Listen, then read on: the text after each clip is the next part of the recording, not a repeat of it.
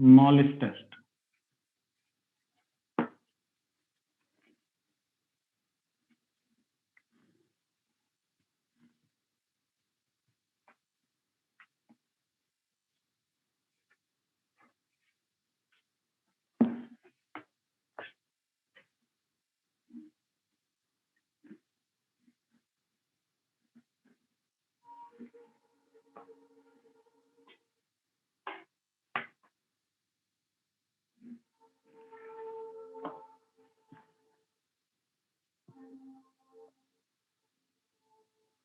Rules for writing formula from name.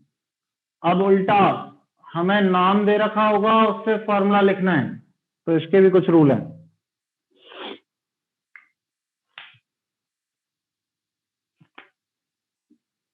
Metal ligand symbols are to be arranged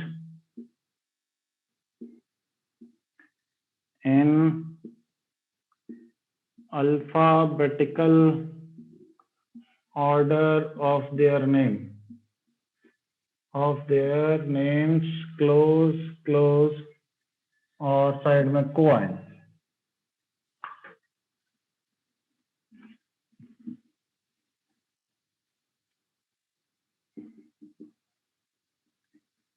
एक अमीन हो, एक NH2-1 हो, NO2-1 हो, Br-1 हो, और मान लो N3-1 और ले लो, पानी ले लो.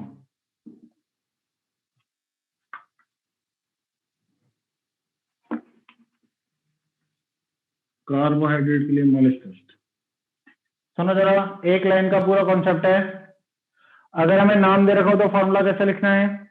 किसी भी कॉम्प्लेक्स कंपाउंड का फॉर्मूला अगर लगाना है तो आपको स्क्वायर ब्रैकेट लगाना पड़ेगा, मेटल का आयन लिखना है, फिर लिगेंड का नाम लिखना होता है ना. ये तो हमने देख लिया इतनी देर में. अगर ये पॉजिटिव है तो इसको पहले लिख दो, कोआयन को बाद में लिख दो. अगर ये नेगेटिव है तो इसको बाद में लिख दो, कोआयन पॉजिटिव वाले को पहले लिख दो. लेकिन लिगेंड का नाम लिखते समय लोगों को कंफ्यूजन होता है. मैं आपको बता देता हूं, लिगेंड का नाम जब भी लिखते हैं उनको चार्ज वाइज अरेंज नहीं करते हैं. एनसीईआरटी में क्लियरली मना कर रखा है. कैसे अरेंज करते हैं? उनके अल्फाबेटिकल ऑर्डर के हिसाब से. जैसे मान लो इतने सारे लिगेंड लगे होते हैं, पहले आप नाम लिखो. इसका नाम क्या है? अमीन. इसका नाम क्या है? अमीडो. इसका नाम क्या है? नाइट्राइटो या फिर नाइट्रो. एनो देता है तो नाइट्रो. इसका नाम क्या है? ब्रोमिडो. इसका नाम क्या है? अजीडो. इसका नाम क्या है? एक्वा. तो इनके अल्फाबेटिकल ऑर्डर, जैसे मेटल लिखोगे तो मेटल के बाद पहले अल्फाबेटिकल ऑर्डर में कौन आएगा? A Q A Z A M. ये ए एम वाले आएंगे. अब एम और आई है. आई पहले आता है, तो यहां पे मैं लिखने वाला हूं NH2, फिर आगे लिखने वाला हूं NH3, है ना. इन दोनों का हो गया. फिर ए जेड और ए क्यू में से ए क्यू वाला पहले आएगा तो वाटर लिख दो, और फिर N3- लिख दो. इन दोनों का हो गया. फिर बी आता है तो Br लिख दो, और लास्ट में नाइट्रो आता है तो NO2 लिख दो, और ब्रैकेट लगा दो और ऐसे लिख दो. मेरी बात समझ में आ रही है सब लोगों को? क्या करना है आप लोगों को? जो भी उनके नाम है उनको अल्फाबेटिकल ऑर्डर में यहाँ पे लिगेंड्स की तरह लिख दो, जो भी alphabetical order. Charge wise arrange नहीं करने, बस ये बताना था. अल्फाबेटिकल ऑर्डर वाइज अरेंज करने. नोट कर लो इसको. इसके बेसिस पे सीआरक्यू में क्वेश्चन नंबर 6 है, वो करेंगे. पहले ये लिखो फिर करते हैं क्वेश्चन. बोर्ड में ऐसा बहुत आता है, फॉर्मूले से नाम लिखना और नाम से फॉर्मूला लिखना.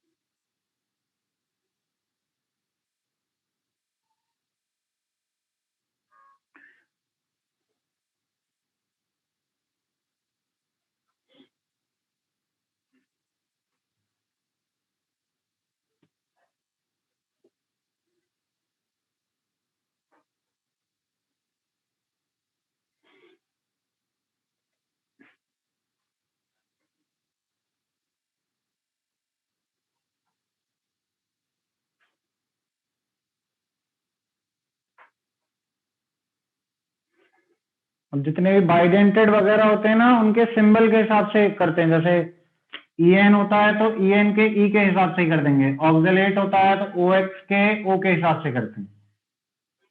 जो शॉर्ट फॉर्म वाले नाम है ना, उनको अल्फाबेटिकल ऑर्डर में काउंट करने लग जाते हैं।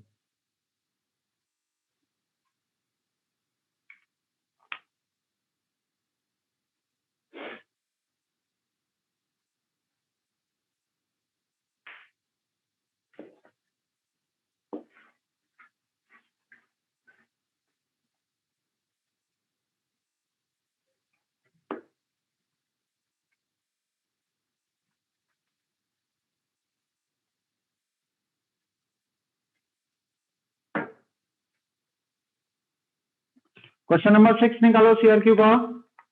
मुझे फॉर्मूला लिखना है। फॉर्मूले में टेट्रा अमीन एक्वा क्लोरिडो कोबाल्ट 3, तो यहां पे कोबाल्ट लिख लूं। अब अगर ये अल्फाबेटिकल ऑर्डर में अरेंज है तो मैं मेहनत क्यों करूं। NH3 4 लिख दूंगा, एक्वा H2O लिख दूंगा, और क्लोरिडो लिखा हुआ है Cl लिख दूंगा, और इसका ऑक्सीडेशन स्टेट +3 है, तो मुझे इसका चार्ज निकालना पड़ेगा। -1 चार्ज है तो टोटल 2 प्लस चार्ज बचा होगा ऊपर। इसका मतलब बाहर वाली क्लोराइड 2 होंगी, जिससे चार्ज बैलेंस हो जाए। समझ आई बात सबको। बाहर वाली क्लोरीन की संख्या कैसे डिसाइड करनी है, देखो बी पार्ट और देखो, ये ए पार्ट का आंसर था, बी पार्ट पढ़ रहा हूं मैं। पोटेशियम यानी के लगा दो, नंबर बाद में डिसाइड करूंगा। टेट्रा हाइड्रोक्सी जिंकेट 2 यानी जिंक की ऑक्सीडेशन स्टेट +2। टेट्रा हाइड्रोक्सी यानी कि OH4 है, इसका कॉम्प्लेक्स बंद करोगे, OH पे -1 चार्ज होता है, टोटल 2 माइनस चार्ज होगा, तो फॉर्मूला हो जाएगा K2ZnO4 OH होल 4। ठीक है, अगला थर्ड पे आ जाइए। थर्ड है सी पार्ट है पोटेशियम यानी के लगा दो, नंबर बाद में डिसाइड करेंगे। ट्राई ऑक्सीलेटो एल्यूमिनेट यानी Al है, C2O4 ऑक्सीलेटो का फॉर्मूला है, ये ऐसे 3 है, +3 चार्ज है, इसका -2 होगा तो इसका -3 होगा, तो ये K3 होगा। D part dichlorido. अब यहां मिस्टेक है भाई, वो देखो तुम पढ़ोगे ना क्लोरोडियो, पता नहीं क्या लिख रखा है, वो प्रिंटिंग मिस्टेक हो गई है। वो क्लोरोडियो कुछ नहीं होता है, दैट इज डाई क्लोरिडो, यानी 2 क्लोरीन है। कोबाल्ट है तो डाई क्लोरिडो यानी Cl2, फिर लिखूंगा मैं En2 क्योंकि बेस इथेन 1,2 डाइअमीन है। कोबाल्ट 3 है यानी +3 ऑक्सीडेशन स्टेट है, टोटल 1 प्लस चार्ज हो जाएगा इसके ऊपर। और ई पार्ट है nickel tetra carbonyl, carbonyl CO के बोलते हैं, 4 हो गए, ऑक्सीडेशन स्टेट 0, इसका भी 0 है। क्लियर है सारे पार्ट, नोट कर लो।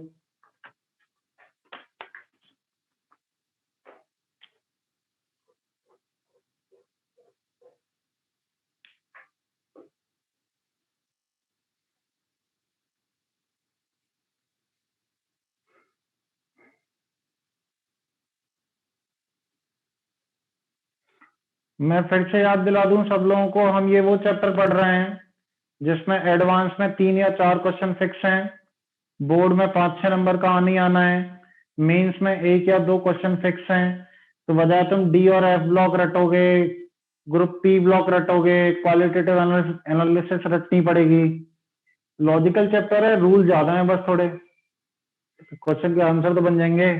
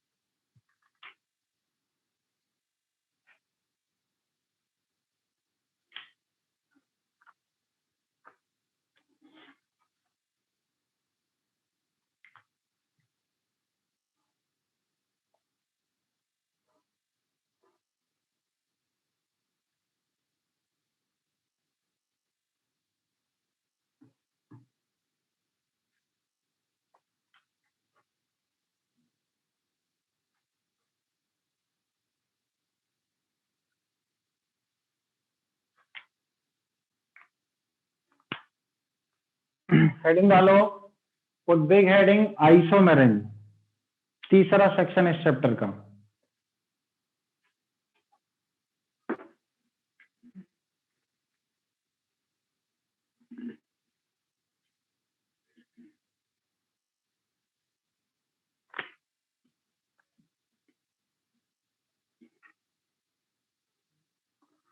दो टाइप की पढ़नी है इसमें, जो ऑर्गेनिक में पढ़ी थी, एक स्ट्रक्चरल और एक स्टीरियो।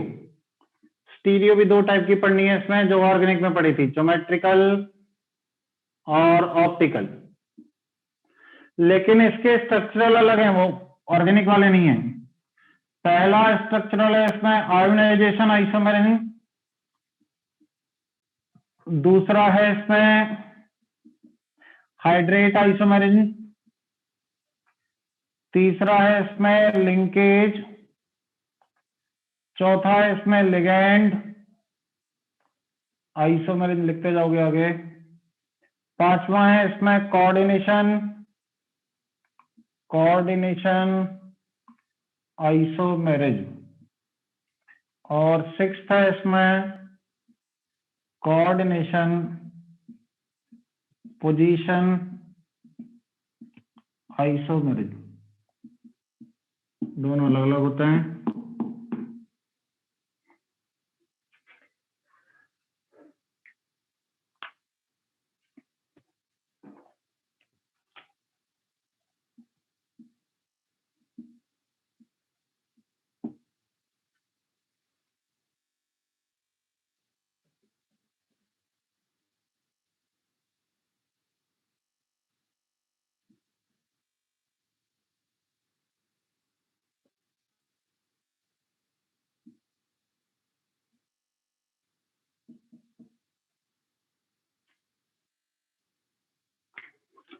स्ट्रक्चरल कैसे होता है? कनेक्टिविटी ऑफ एटम चेंज होती है, यही ऑर्गेनिक में था। यानी जो एटम जहां कनेक्टेड है उसकी कनेक्टिविटी बदल जाएगी। स्टीरियो कैसे होता है? कनेक्टिविटी वही रहती है, स्पेस में ओरिएंटेशन बदलता है। ज्योमेट्रिकल कैसे होता है? जब डिस्टेंस बदलती है। ऑप्टिकल कब होता है? तो देखो, सुनो, स्टॉप राइटिंग। ऑप्टिकल के लिए सुनो सब लोग, हम लोगों ने एक बहुत इंपॉर्टेंट बात ये पढ़ी थी, ऐसे कंपाउंड जिनमें कोई सिमेट्री नहीं होती है उसकी हमेशा मिरर इमेज एग्जिस्ट करती है, और ऐसे कंपाउंड जिनमें कोई ना कोई सिमेट्री होती है, प्लेनो सिमेट्री और सेंट्रो सिमेट्री, वो ऑप्टिकली इनएक्टिव होते हैं, उनकी कोई मिरर इमेज नहीं होती है। वो बात यहां बहुत काम आने वाली है। तो ज्योमेट्रिकल में डिस्टेंस चेंज होना देखना है, और ऑप्टिकल में ये देखना है कि प्लेनो सिमेट्री और सेंट्रो सिमेट्री है या नहीं है। अगर है तो मिरर इमेज बना लेना, नहीं है तो बोल देना इनएक्टिव है। एक एक करके केस देखेंगे हम लोग, और यहां पर कनेक्टिविटी चेंज होगी। तो ये लिखने के बाद हेडिंग डालो, फर्स्ट स्ट्रक्चरल का आयोनाइजेशन आइसोमेरिन। एक एक करके पढ़ाने वाला हूं मैं। स्ट्रक्चरल बहुत इजी है इसका।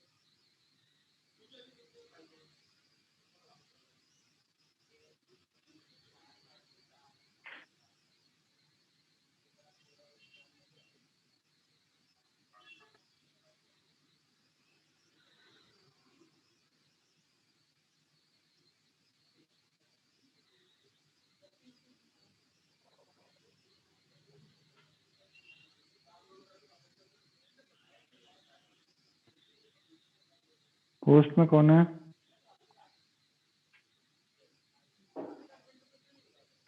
होस्ट में कौन है? म्यूट करो अपने आप को।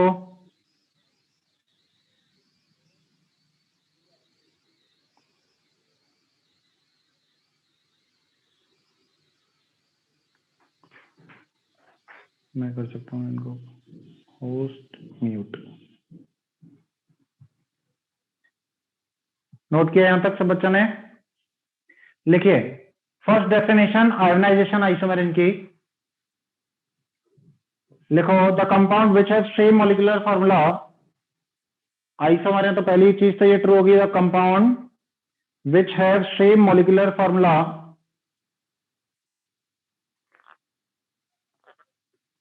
which have same molecular formula but produces different ions but produces different ions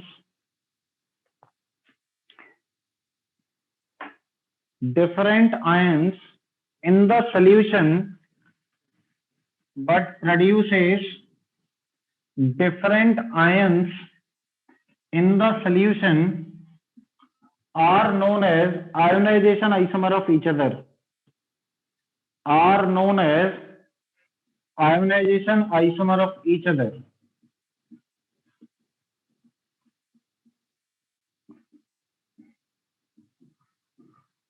Produces compounds having same molecular formula,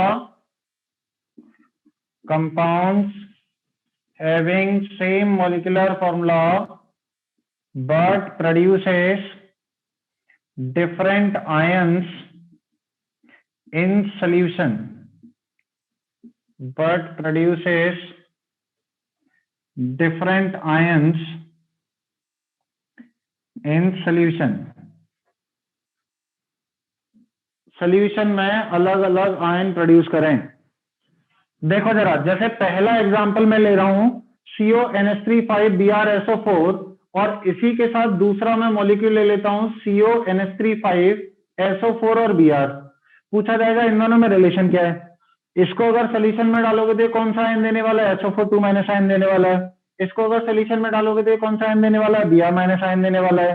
दोनों के अलग अलग आयन अगर निकल रहे हैं तो इनको बोलूंगा आयोनाइजेशन आइसोमर है। आ रही है मेरी बात समझ में? लेकिन आपको ऐसे रिलेशन पूछा जाएगा तो बहुत इजीली चमक जाता है। हमको ये पूछ लिया जाए कि बताइए इसके कितने आयोनाइजेशन आइसोमर तुम बना सकते हो, तो फिर आपको थोड़ा दिमाग लगाना है। इसको अंदर भेज दोगे, माइनस वाले को बाहर ले आओगे।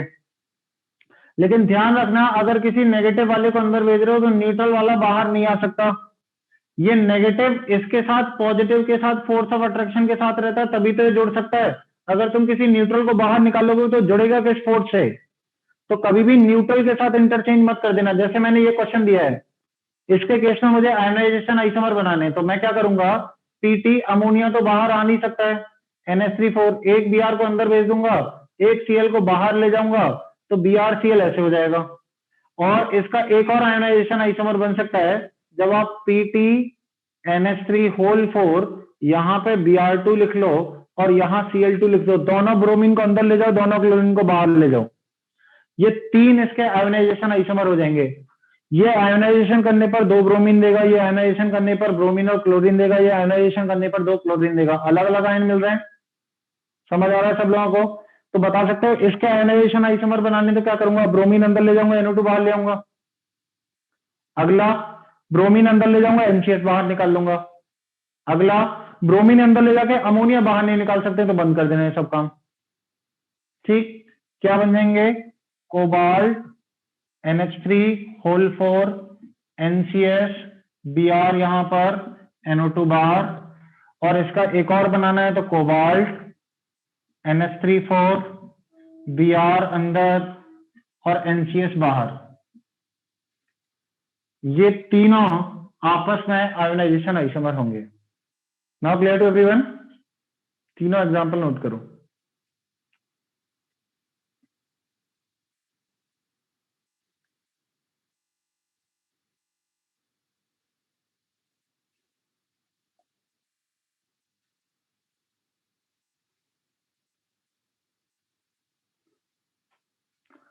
अब कैसे पहचानते हैं, जैसे इसके केस में BaCl2 का सोल्यूशन डाल दो तो बेरियम सल्फेट का पीपीटी बन जाएगा, लेकिन उसके केस में बेरियम सल्फेट मतलब BaCl2 डालोगे तो बेरियम सल्फेट का प्रेसिपिटेट नहीं बनता है। लेकिन इसके केस में AgNO3 का सोल्यूशन डाल देते हैं तो AgBr का पेल येलो प्रेसिपिटेट बन जाता है। तो हम लिक्विड सोल्यूशन में रिएजेंट ऐड करा करा के देखते हैं कि कौन सा आयन बाहर आया है, कौन सा नहीं आया है, तो हमें पता लग जाती है कि आयनाइजेशन आइसोमर है कि नहीं है।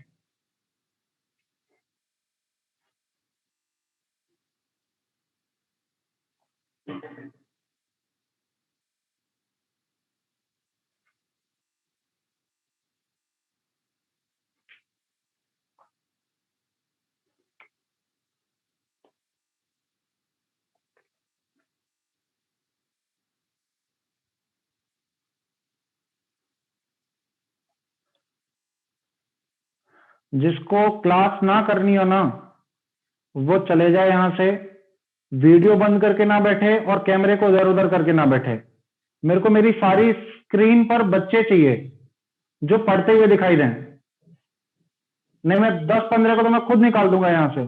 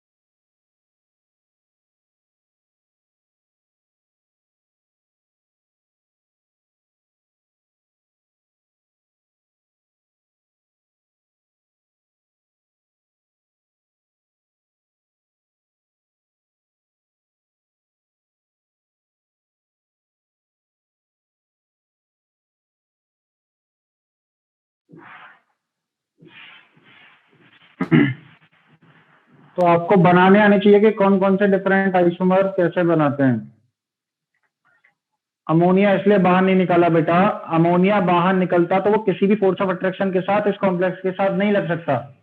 तो किसी भी न्यूट्रल को हम बाहर नहीं निकालते हैं, न्यूट्रल को अंदर ही रखते हैं, हमेशा नेगेटिव पॉजिटिव के साथ ही एक्सचेंज करते हैं।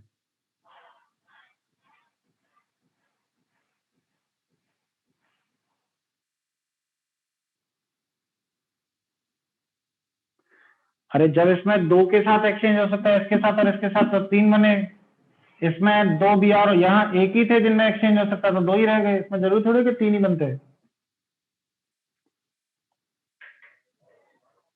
मिटा दूं इनको, हेडिंग डालिए next hydrate isomerism. Hydrate isomerism, B hydrate isomerism. लिखिए definition, the compound which has same molecular formula, the compound which has same molecular formula, same molecular formula, but they have different number of water of crystallization, but they have different number of water of crystallization, they have different number of water of crystallization, full stop। Look on the board, एक बार में समझ में आ जाएगा ये। जैसे मेरे पास ये formula है, तो मैं क्या कह सकता हूं कि कोबाल्ट H2O सारे अंदर हों और Cl3 बाहर हों। अब एक ऐसा कर सकते हो कि एक Cl को बाहर ले आओ अगले मॉलिक्यूल में, दो Cl यहां रह जाएं और एक वाटर ऑफ क्रिस्टलाइजेशन हो जाए। अगला ऐसा कर सकते हो कि H2O5 दो Cl अंदर चले जाएं, एक Cl बाहर रह जाए, यहां चार होंगे क्योंकि कोऑर्डिनेशन नंबर 6 रखना है, तो दो पानी बाहर आ जाएंगे। और अगला केस पॉसिबल ये हो सकता है कि तीन पानी अंदर रह जाएं, तीनों Cl अंदर चले जाएं और यहाँ पे 3H2 हो जाएं। इस वाले कॉम्प्लेक्स में 0 वाटर ऑफ क्रिस्टलाइजेशन है, इसमें 1 वाटर ऑफ क्रिस्टलाइजेशन है, इसमें 2 वाटर ऑफ क्रिस्टलाइजेशन है, इसमें 3 वाटर ऑफ क्रिस्टलाइजेशन है। ऐसे कंपाउंड जिनका फॉर्मूला सेम हो, वाटर ऑफ क्रिस्टलाइजेशन बदल जाए, वो आपस में हाइड्रेट आइसोमर होंगे। अच्छा, एक बात सुनिए, क्या मैं कह सकता हूं पानी अंदर जा रहा है कोई एक बाहर आ रहा है? तो ये काम आयोनाइजेशन जैसा ही हुआ। आयोनाइजेशन में कोई भी अंदर जा सकता था, बस यहाँ फिक्स ये हो रहा है कि भाई हाइड्रेट है तो पानी ही अंदर, मतलब या तो पानी अंदर जाएगा या पानी बाहर आएगा, एक तो आपका पानी होना चाहिए। तो can I right one note point, hydrate isomerism, hydrate isomerism is special case of ionization isomerism। ये लिख लेना साथ में, एग्जाम्पल लिखिए और ये नोट पॉइंट लिख लीजिए। सी पार्ट हेडिंग डालेंगे हम लोग linkage isomerism.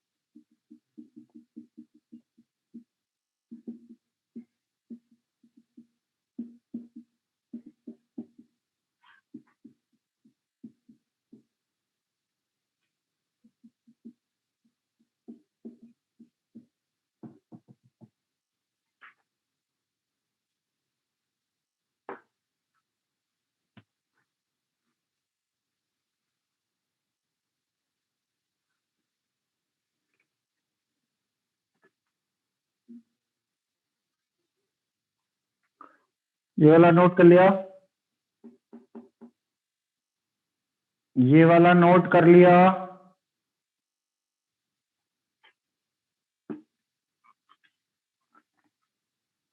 Stop writing, look on the board. Linkage isomerism this is produced due to ambidentate behaviour of ligand. होगा क्या? लिंकेज यानी कि लिंक चेंज हो जाए। लिगेंड पहले जिस एटम के साथ लिंक कर रहा था सेंट्रल एटम के साथ, अब किसी दूसरे एटम के साथ करने लग जाए। ऐसा बिहेवियर तभी आ सकता है जब एम्बिडेंटेड लिगेंड हो। जैसे एक बार कार्बन डोनेट कर रहा है तो कार्बन के साथ लिंक करेगा, एक बार नाइट्रोजन डोनेट कर रहा है तो नाइट्रोजन के साथ लिंक करेगा। सिमिलरली यहाँ सल्फर के साथ या नाइट्रोजन के साथ, यहाँ ऑक्सीजन के साथ और नाइट्रोजन के साथ हो सकता है। ये डाई थायो ऑक्सिलेट हो जिसमें 2 ऑक्सीजन और 2 सल्फर थे, ये नाइट्रोजन से और ये ऑक्सीजन से कह सकता हूं वो आपस में लिंकेज होंगे।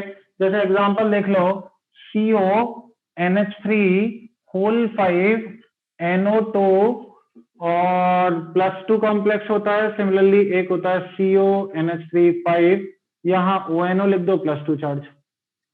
इन दोनों को आपस में लिंकेज बोलने लग जाऊंगा। अच्छा, इन सब की फिजिकल प्रॉपर्टी अलग होती है, कनेक्टिविटी चेंज होने पर फिजिकल प्रॉपर्टी बदल जाती है। जैसे ये वाला देखोगे तो येलो कलर का होता है, ये रेड कलर का होता है। इसका एसिडिक मीडियम में स्टेबल होता है या अनस्टेबल होता है। यानी कि दो अगर कोई स्ट्रक्चरल आइसोमर है उनकी फिजिकल प्रॉपर्टीज में डिफरेंस होगा। क्लियर? आपसे लेकिन क्वेश्चन यही पूछा जाता है, बताइए रिलेशन क्या है, तो मैं बता दूंगा इसके, इसमें लिंकेज हो जाएंगे दोनों। नोट कर लो एग्जांपल।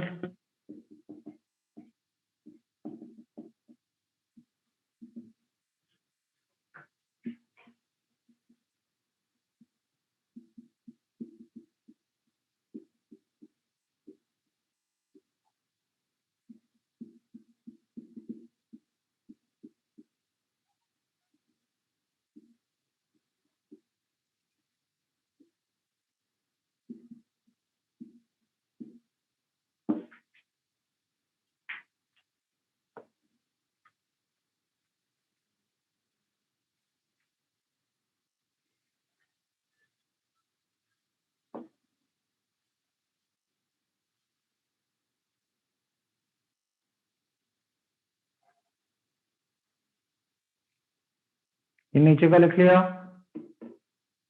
नहीं।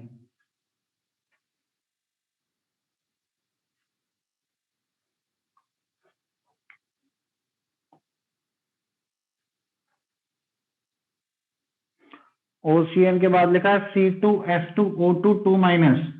स्ट्रक्चर याद दिला देता हूं, double bond S, O minus और O minus. C2H2O2 2 minus charge.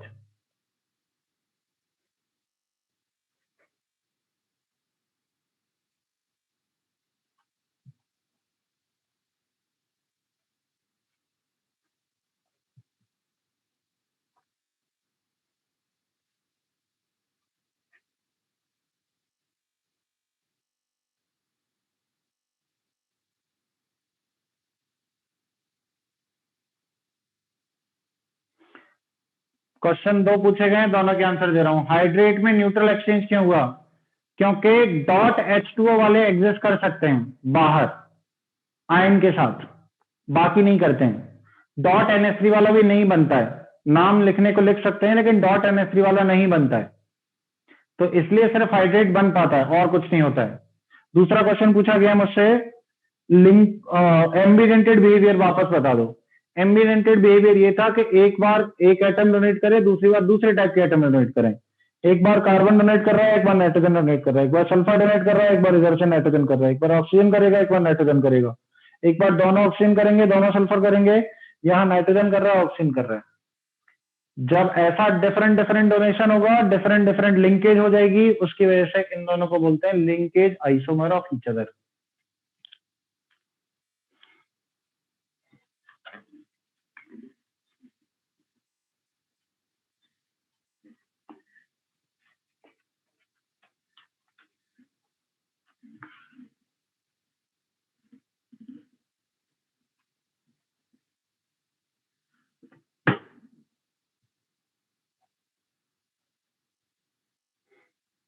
बढ़ाऊं आगे? अगला, ligand isomerism, this is arises due to the possible isomerism within the ligand. अब ये सुन लो जरा, जैसे तुम्हें कोई फॉर्मूला दे देगा, तुम्हारे सामने किसी ने लिख दिया C3H4 ऐसे करके, जिसमें -1 चार्ज होता है। अब तुम C3H4 के साथ ऐसा स्ट्रक्चर भी अज्यूम कर सकते हो सिग्मा डोनेशन के साथ, और तुम C3H4 के साथ ऐसा स्ट्रक्चर भी अज्यूम कर सकते हो सिग्मा डोनेशन के साथ ऐसे, C3H5-1। दोनों का फॉर्मूला देखोगे, 2 हाइड्रोजन यहाँ, 2 हाइड्रोजन है, 1 हाइड्रोजन यहाँ, तो 4 और 1 5। अब 2 स्ट्रक्चर पॉसिबल है, इसलिए इसको क्या बोलेंगे? लिगेंड आइसोमेरिज्म, क्योंकि लिगेंड का स्ट्रक्चर डिफरेंट हो गया।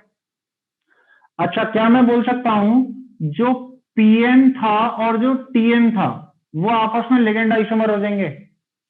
PN क्या था? प्रोपाइलिन डायमीन, जिसपे एक कार्बन ऊपर था।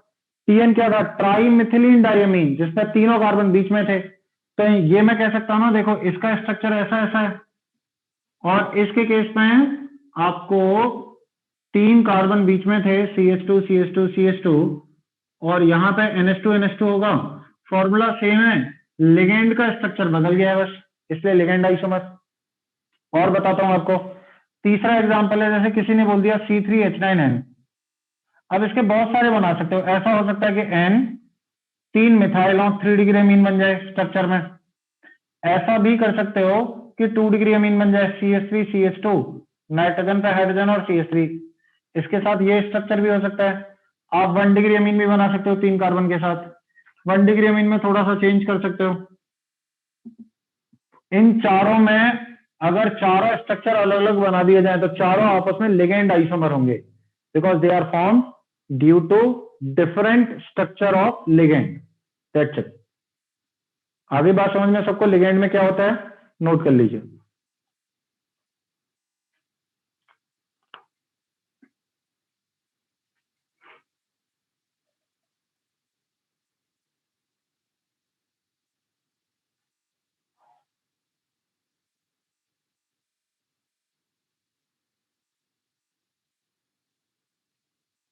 यस आयुष साहू, बिल्कुल।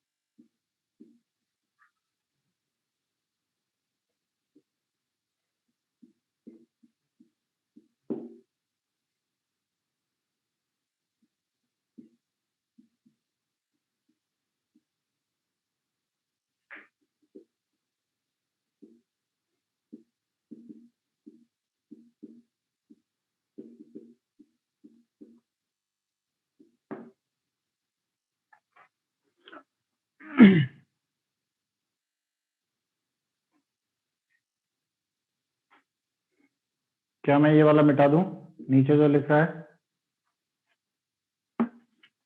तो ऊपर वाला अब लिखना छोड़ दो थोड़ी देर के लिए। ये थोड़ा सा इंपॉर्टेंट पार्ट है, कोऑर्डिनेशन आइसोमर इंटीजर टाइप में आ जाते हैं ये। क्या पूछा जाता है? पूछा जाता है कितने कोऑर्डिनेशन आइसोमर बनेंगे। मैं सबसे पहले बता दूं कैसे बनते हैं। This is arises due to the exchange of ligands between two coordination sphere, यानी ये तब होगी जब दो कोऑर्डिनेशन स्पेयर दे रखे हों और एक कोऑर्डिनेशन स्पेयर के लिगेंड दूसरे कोऑर्डिनेशन स्पेयर में चले जाएं और दूसरे के पहले में आ जाएं, तो इससे जो आइसोमर बनेंगे उनको बोलते हैं कोऑर्डिनेशन आइसोमर्स। लेकिन इसमें आपको दो बातें ध्यान रखनी है, नहीं तो आप कभी भी कोऑर्डिनेशन नंबर चेंज नहीं कराओगे और ना ही ऑक्सीडेशन स्टेट चेंज होने दोगे। ऑक्सीडेशन स्टेट चेंज होने की चिंता करनी नहीं है आपको, वो हमेशा ही सेम रहती है।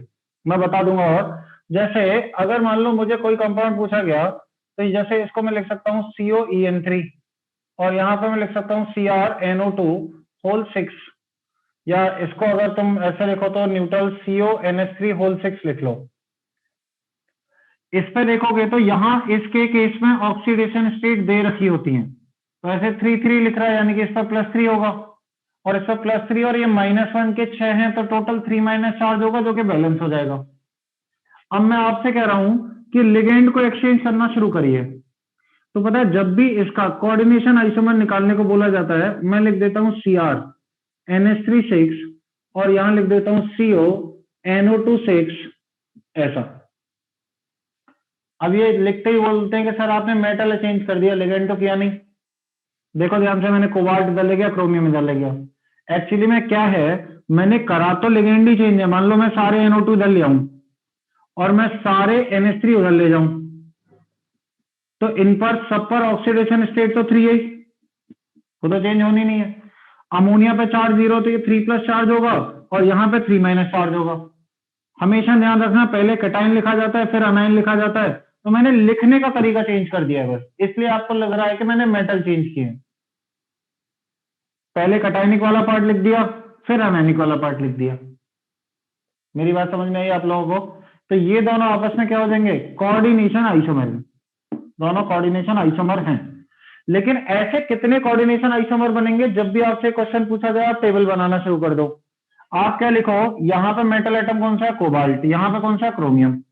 ठीक, इधर का कोऑर्डिनेशन स्क्वायर इधर है, जिसमें अमोनिया एक लिगेंड हो सकता है और इधर से अगर आएगा तो NO2 -1 लिगेंड हो सकता है। यहाँ अमोनिया लिगेंड हो सकता है, यहाँ NO2 -1 लिगेंड हो सकता है। सुनिए मेरी बात जरा। इनिशियल केस जो दे रखा है इसमें 6 अमोनिया है, 0 ये हैं, यहाँ 0 ये हैं और 6 NO2 है। अगला अगर कोऑर्डिनेशन आइसोमर बनाना है तो एक NO2 को इधर ले आओ और एक अमोनिया को उधर मिल दो, हो गया एक्सचेंज ऑफ लिगेंड। तो क्या फॉर्मूला बचेगा? 5 अमोनिया बचेंगे, एक NO2 आ जाएगा, एक अमोनिया आ जाएगा, 5 ही आ जाएगा। अगली बार कैसे कर सकते हो? एक और ले आओ, तो 4 ये बचेंगे, 2 ये आ जाएंगे, 2 ये आ जाएंगे, 4 ये बचेंगे, फिर 3 वाला बचेगा। फिर कौन सा वाला बचेगा? 2 4 और यहाँ पे कितने आ जाएंगे? 4 2 वाला बचेगा, फिर 1 5 5 1 वाला बचेगा, 0 6 6 0 वाला बचेगा। ये जो मैंने आपको बना के दिखाया है वो एक्चुअली में 0 6 6 0 वाला बना के दिखाया है कि इसके पूरे के पूरे 6 NO2 इधर आ जाए और अमोनिया पूरे के पूरे इधर चले जाए। तो अगर मान लीजिए इस केस में मुझे पूछा जाता है कितने कोऑर्डिनेशन पोजीशन आइसोमर बनेंगे, तो 1 2 3 4 5 और 6 ये वाला काट देंगे। इसलिए मैं कह रहा हूं ये इंपॉर्टेंट है। ये वाला क्यों काट देंगे? ये वाला इसलिए काट देते हैं कि देखो अगर आपने ये बनाने की कोशिश की कि CO के साथ अमोनिया 3 लेके आए और NO2 भी 3 लेके आए और क्रोमियम के साथ अमोनिया 3 लेके आए और NO2 भी 3 लेके आए, तो इसकी ऑक्सीडेशन स्टेट +3 थी, इसकी भी ऑक्सीडेशन स्टेट +3 थी, यहाँ पे -1 है, तो टोटल इसके पास चार्ज 0 आ जाएगा इसके ऊपर, -3 और +3 मिला के, और +3 और -3 मिला के इसके पास भी चार्ज 0, और दोनों के ऊपर चार्ज 0 हो गया तो ये आपस में चिपक के तो रह ही नहीं सकते ना, ये कंपाउंड तो कभी एग्जिस्ट करेगा ही नहीं। इसीलिए मैंने ये वाला नेग्लेक्ट कर दिया। तो आंसर तो 7 आना चाहिए था, लेकिन ऑलवेज इसका आंसर पूछा जाएगा तो 6 करोगे, क्योंकि एक तो पॉसिबल ही नहीं है ना प्रैक्टिकली। बताइए कितने लोगों को बात समझ में आ गई ये वाली कैसे करना है क्वेश्चन? इसको नोट करिए, मैं 5 एग्जाम्पल और दूंगा। हाँ, वंस अगेन वाले 5 एग्जाम्पल पे फोकस करें, पहले लिखो।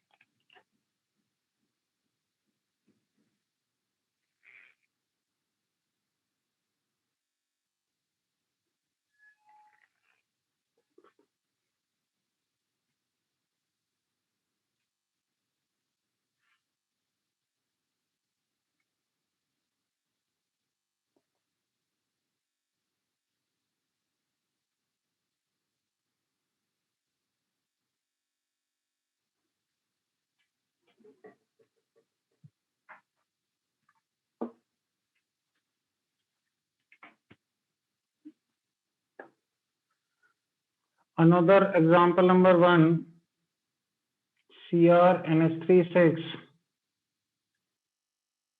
CrNO2 6। इसके कितने कोऑर्डिनेशन आइसोमर बनेंगे? अगला एग्जांपल है CONN3 और नेक्स्ट है यहाँ पर FeC2O4 होल थ्राइस। थर्ड है COEN3 FeCN6।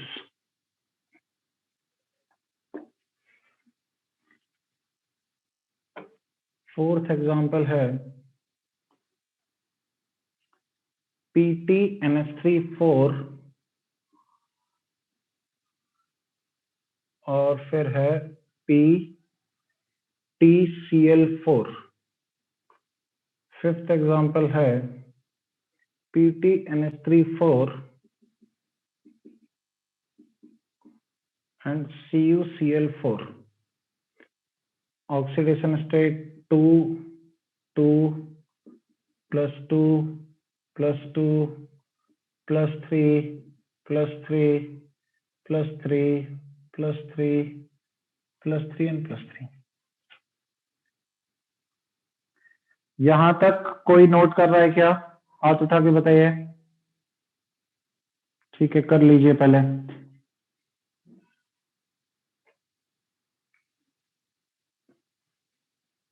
फर्स्ट का 5 गलत आंसर।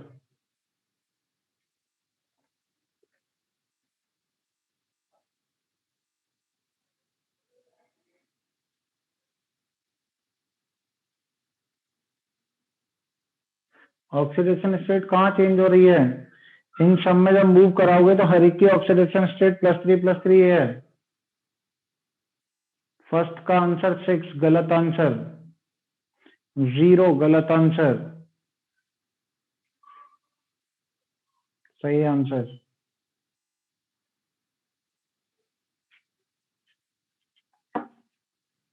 दो बच्चे बचे हैं या लिख लिया?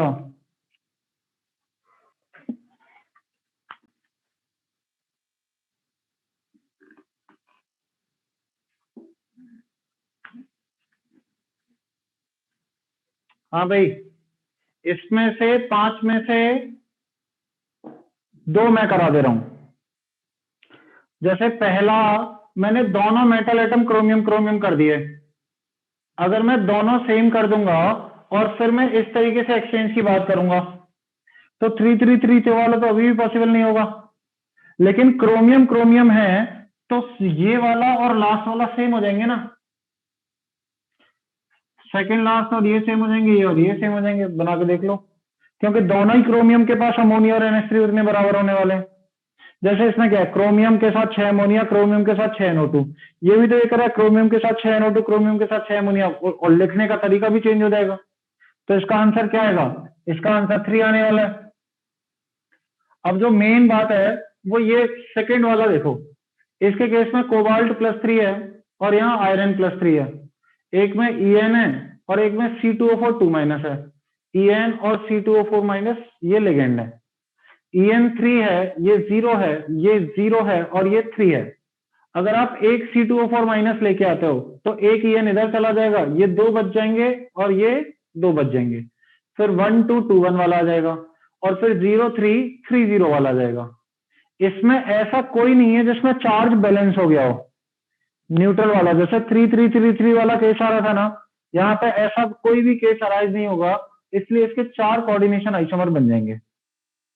लेकिन ये वाला सबसे इंपॉर्टेंट है, थर्ड वाला जो केस है ना, cobalt +3, iron +3, En Cn-1, En Cn-1, En3 है, Cn0 है, En0 है, Cn6 है।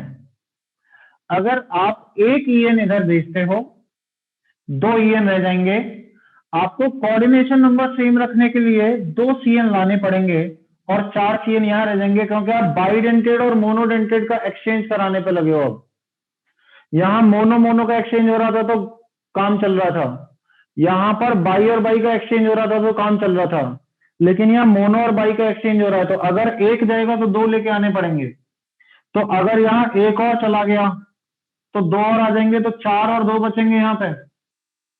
और यहाँ एक और चला गया तो यहाँ पूरे 6 आ जाएंगे, ये 3 हो जाएंगे और ये 0 बचेंगे यहाँ पे। कुल मिला के कहीं पे भी न्यूट्रल वाला केस पाएगा नहीं। इसके केस में भी कितने बन जाएंगे? 4। मेरी बात समझ में आई सबको? अच्छा, एक ये भी करा देता हूँ, चलो मैं सारी करा देता हूँ। जैसे पीटी पीटी लिख लो। पीटी में एक जगह अमोनिया होगा, एक जगह Cl- होगा, एक जगह अमोनिया होगा, एक जगह Cl- होगा। अमोनिया 4 है, Cl-0, दूसरे में अमोनिया 0 है, Cl-4 है। ये 3 1 1 3 वाला बचेगा, एक 2 2 2 वाला आएगा, एक 1 बचेगा, यहाँ 3 आ जाएंगे, 3 और 1 बचेगा, एक 0 4 4 0 वाला आएगा। तो ये समझ में आ रहा है, 2 2 2 वाला काट देंगे। और क्योंकि मेटल एटम सेम है तो 4004 बराबर 0440 हो जाएगा और ये बराबर ये हो जाएगा, तो इसके टोटल कितने बन जाएंगे? 2 बन जाएंगे ओनली। जबकि अगर मेटल अलग अलग होगी, कॉपर यहां होगी, प्लेटिनम यहां होगा, तो इसका आंसर 4 आने वाला है। मैं यहीं से बोल सकता हूं। सारी करा दिए मैंने। क्लियर है सबको कैसे बनाने कोऑर्डिनेशन आइसोमर? सारे टेबल नोट डाउन कर लो एक एक करके। देन आफ्टर लास्ट वाला पढ़ाऊंगा, कोऑर्डिनेशन पोजीशन आइसोमरिज्म।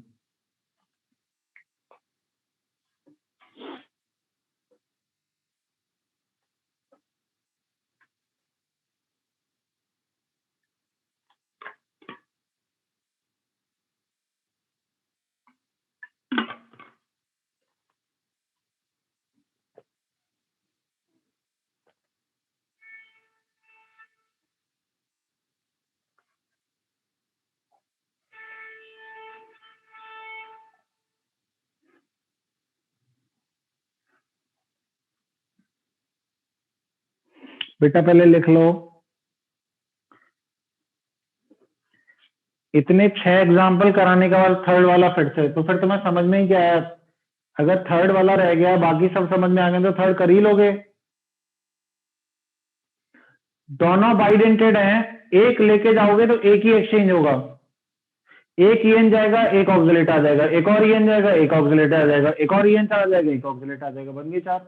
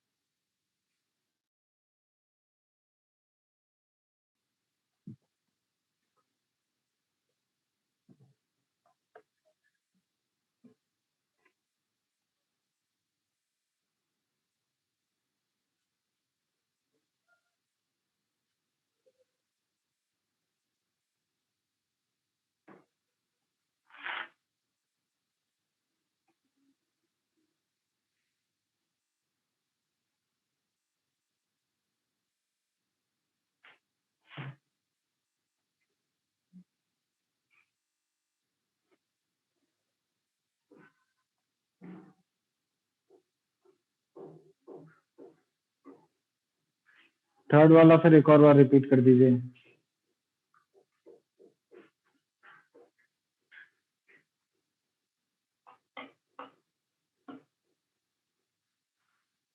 लिख लो पहले, सब बच्चे लिखो, फिर बताओ, नोट हो जाए तो।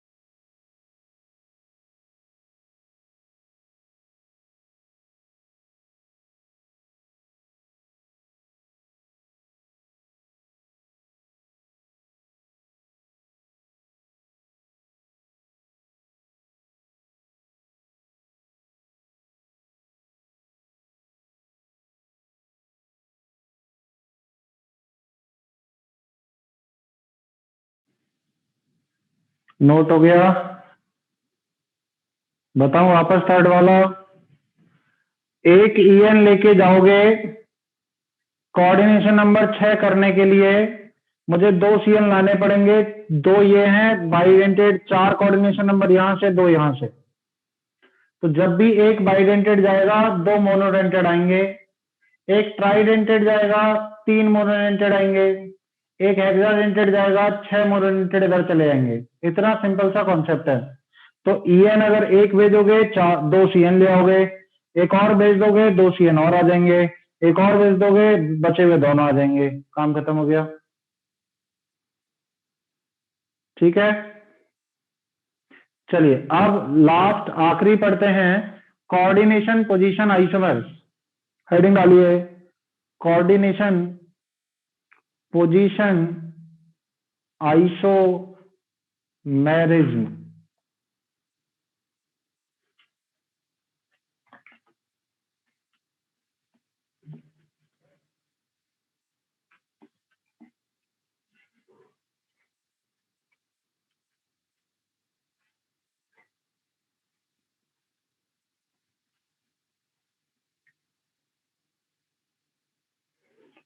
लिखिए, this is arises due to the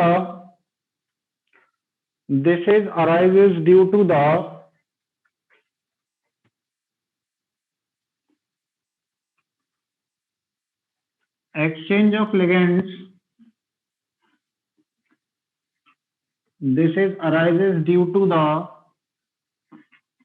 exchange of ligands within the same coordination sphere.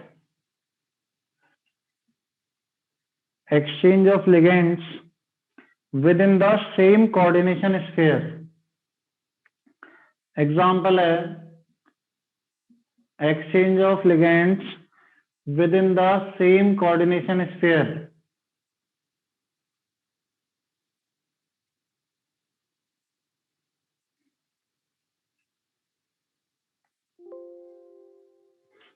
NH3 4 CrCl NH2 Cr NH2 2 Cl2 2+। देखो इसमें क्या होता है, एक ही कोऑर्डिनेशन के अंदर लिगेंड चेंज तभी हो सकते हैं जब दो सेंट्रल एटम हो, यानी पॉलीन्यूक्लियर वाला केस होगा। तो जो लेफ्ट कोऑर्डिनेटिंग पार्ट है वो राइट के पास पहुंचा दो, राइट वाला लेफ्ट के पास ले आओ। यानी कि अगर इसका बनाना है तो एक सीएल को इधर ले आओ तो अमोनिया तीन बच जाएंगे, एक सीएल आ जाएगा, और जो अमोनिया है उसको उधर भेज दोगे तो अमोनिया कितने हो जाएंगे, अमोनिया हो जाएंगे तीन, और सीएल रह जाएगा एक, चार्ज उतना ही रहेगा। ये दोनों आपस में कोऑर्डिनेशन पोजीशन होंगे। लेकिन इससे ध्यान ये रखेंगे कि लेफ्ट कोऑर्डिनेटिंग पार्ट के राइट कोऑर्डिनेटिंग पार्ट के साथ एक्सचेंज हो जाए, और लेफ्ट कोऑर्डिनेटिंग पार्ट के अगर ब्रिजिंग पार्ट के साथ भी एक्सचेंज हो जाते हैं तब भी उसको कोऑर्डिनेशन पोजीशन आइसोमर बोलते हैं। या फिर राइट कोऑर्डिनेटिंग पार्ट के ब्रिजिंग के साथ एक्सचेंज हो जाते हैं तब भी उसको कोऑर्डिनेशन पोजीशन आइसोमर बोलते हैं। जैसे फॉर एग्जांपल इस क्लोरीन को यहां ले आओ, NH2 को वहां कर दो, राइट और बीपी के बीच में चेंज हो गया, क्या बन जाएगा, NH3 होल 4 क्रोमियम ClCl, यहां पे क्रोमियम रहेगा, अमोनिया के दो ही हैं, एक अमाइड NH2 ग्रुप आ गया जिसको अमीडो बोलते हैं, और Cl एक रहेगा, चार्ज 2+ रहेगा। ये भी इसका कोऑर्डिनेशन पोजीशन आइसोमर है। तो तीनों में एक्सचेंज चलता है। क्लियर है सबको एग्जांपल? हेडिंग डालो, इसके बाद ऑप्टिकल आइसोमर। ऑप्टिकल की जगह स्टीरियो डालना, नॉट ऑप्टिकल। उससे पहले भी हम एक क्वेश्चन निपटाएंगे, क्वेश्चन नंबर 18।